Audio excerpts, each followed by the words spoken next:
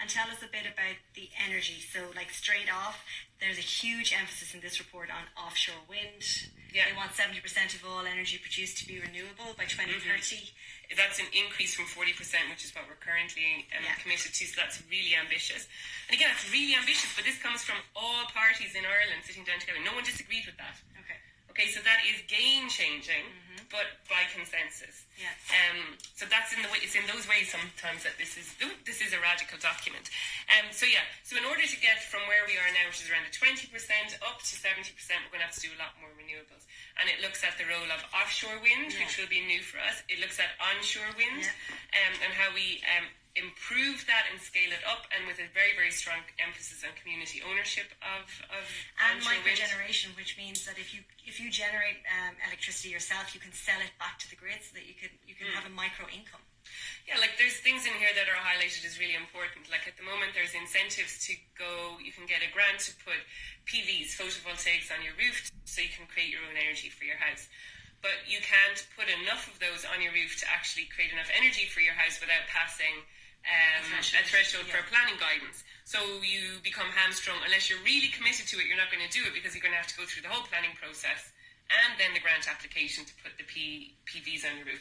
So they've pointed out all those things that need to be simplified. There's a lot of stuff around the renewables, which is also linked to planning. So, for example, if we're going to do new offshore wind, we have to sort out our Foreshore Act, which is the act which is waiting to go through government forever. They say that has to be done by the summer. Okay. Right? By the summer, we have to have the Foreshore Act passed. Because without the Foreshore Act, we have no legislative basis for saying yes or no to offshore wind. Okay. And they explain that. Out in the report. And so sometimes there's just basic bits of policy making which have been on hold for years that just need to be done. Work that needs to be done within the DOL to make the progress needed to unpack some of this. So one of the thorniest issues within this that caused a lot of drama is obviously carbon tax. Yeah. Okay, carbon pricing. So carbon tax is only one tiny bit of what this report has to say. So it's really caused a lot of drama. It caused the most drama because first it was the only part of this report that didn't have consensus support from everybody.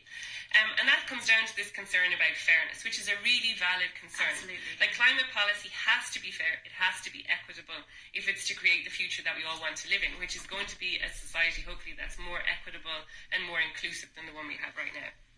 And so there is a very clear trajectory in here that the carbon price should increase from where it is now up to €80 a tonne. So there's consensus on that. There's consensus on that the price has to go up. So you currently, just to break it back down to basics, you currently pay carbon tax. So you pay about 6 cents on, what do you pay 6 cents on? Diesel. Yeah. So, that's above the odds. Yeah, and you pay it on peat briquettes, and you pay it on coal. You pay it every time, you pay it on the oil that goes into your heating tank. And that's basically code for you're paying to pollute, because that's off the understanding that you've bought a product that's polluting the environment. So it's no different to taxing cigarettes. Yeah. If cigarettes kill you and they cause, they add very much to the financial burden of the state, because we have to look after sick people because of lung cancer and smoking related diseases, then we say that's a bad thing and we tax it because it's bad. Yeah. So fossil fuels are no different. Fossil fuels cause pollution that causes air pollution. 1,600 people a year die from air pollution in Ireland. Plus it causes climate change, so it's a bad thing. That's why it makes sense to tax carbon. And in the report, they agree that the price of carbon then should go up as a result. Yeah. But how it goes up and how that tax is taken and then how people are compensated justly and fairly is the sticking point. Yeah, so there's more work to be done on that, and they mandate some of that work forward to what will now be a standing committee on within the Oireachtas on climate action, which is good. That's a good governance development of this. But one thing around it is, so in the Citizens' Assembly, which this entire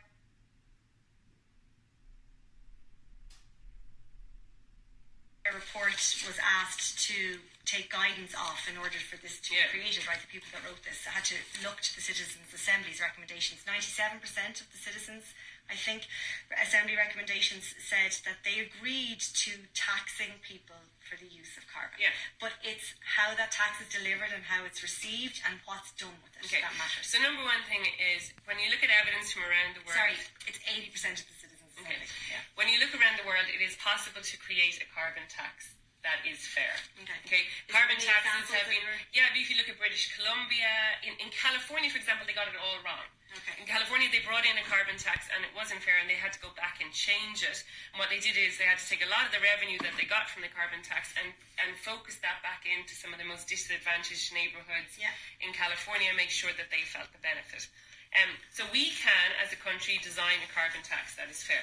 That means that anybody that is already, for example, on a fuel allowance. So there's 400,000 people in Ireland on fuel allowance already. So if you're already on a fuel allowance, that tells me you're already vulnerable. Yeah. If I look into that, your fuel is probably a fossil fuel. Yes. Okay, it's pretty much going to be 99% that. Okay, it may actually even be coal and sticks and solid fuel for some kind of AGA or open fire or boiler of some kind. Or it's oil or gas. And so what that means is those people need to be able to stay warm, particularly if they're elderly or they're vulnerable or they're sick. So how do we make sure that they're not negatively impacted by the cost going up? So what we have to do is identify who those people are in the society and then provide them with additional supports to the fuel allowance to make sure that they're not negatively affected. Okay, the other thing that with looking at a carbon tax is beyond the people that we know are absolutely definitely the most vulnerable. Who else might be a winner and loser? Because we talked about there'll be winners and losers, and who can afford this increase and who can't, and to who might it undermine their rights to shelter. Okay, so in a shelter you have the right to housing. You have a right to housing that's warm or cool and keeps you safe. And so within that, then we need to look at who else might be at risk, and what do we do with the money that we do from taxing this bad thing. Yeah.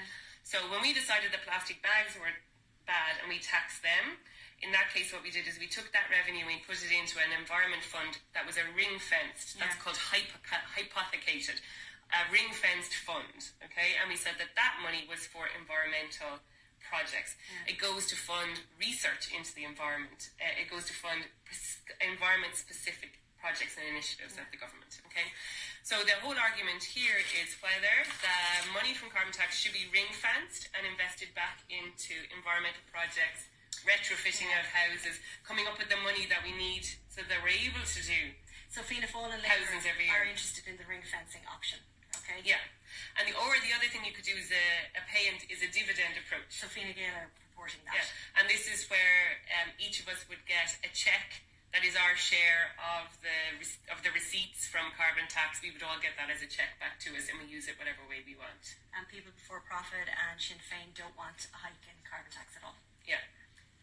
Predominantly because they don't want it legislated. They don't want it legislated for because they're afraid of this, the fuel poverty and everything that goes with that. So fuel poverty is a real risk. So this is where, again, it's all connected with climate justice and just transition.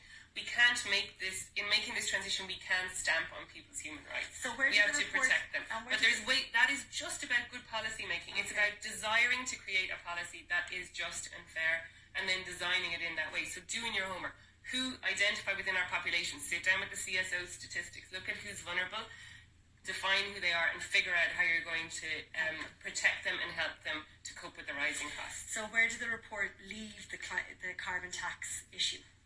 So it sticks to its commitment that it needs to go up. Okay.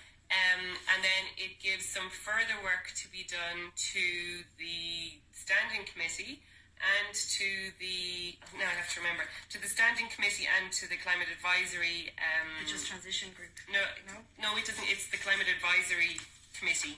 Okay. To do follow-up work. So it doesn't push it down the path. Okay. It's not saying never, but it's giving work to do quite soon on how should the revenues be managed and reinvested, and a consultation process around how can it be done in a way that is just and fair.